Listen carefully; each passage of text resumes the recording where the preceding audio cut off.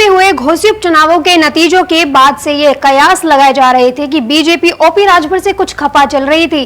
दरअसल साल 2024 में लोकसभा चुनाव होने हैं और यूपी के घोसी में सपा और बीजेपी के उम्मीदवारों के बीच कांटे की टक्कर हुई, जहां घोसी उपचुनाव एक तरह से 2024 का सेमीफाइनल समझा जा रहा था।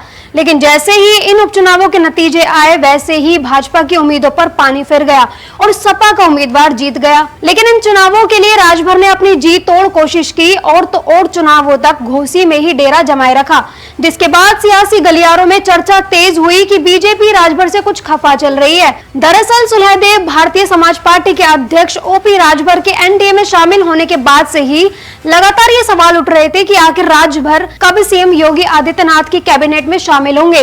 लेकिन अगर बीजेपी राजभर से खफा चल रही है तो क्या वो राजभर को कोई मौका दे पाएगी?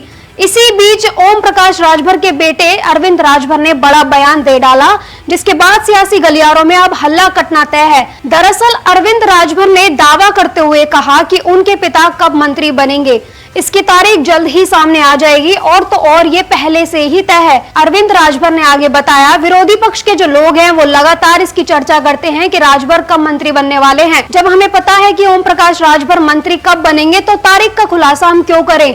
और तो और हमारी मीटिंग भी हो चुकी है, सारी चीजें तय हो चुकी हैं, जो कि सही समय आने पर ही होंगी। आपको बता दें कि सुबह सपा नेता ने मंत्रालय के सवाल पर कहा, कौन सा विभाग मिलेगा वो भी तय है, गांव के लोगों की समस्याएं कैसे कम होंगी, रास्ते कब बनेंगे, नालियां कैसे बनेंगी, इसी से मिलता जुलता कुछ मंत्रालय होगा। गौरतलब है कि हाल ही में राजभर ने बताया था कि हमारे विरोधियों के दिमाग में ये फैल रहा है कि मुख्यमंत्री योगी आदित्यनाथ राजभर के विरोधी हैं। ऐसा कुछ नहीं है। उन्होंने कहा कि 3 जुलाई को सीएम योगी का कॉल मेरे पास आया था, मैं गया था, मेरी मीटिंग भी हुई थी।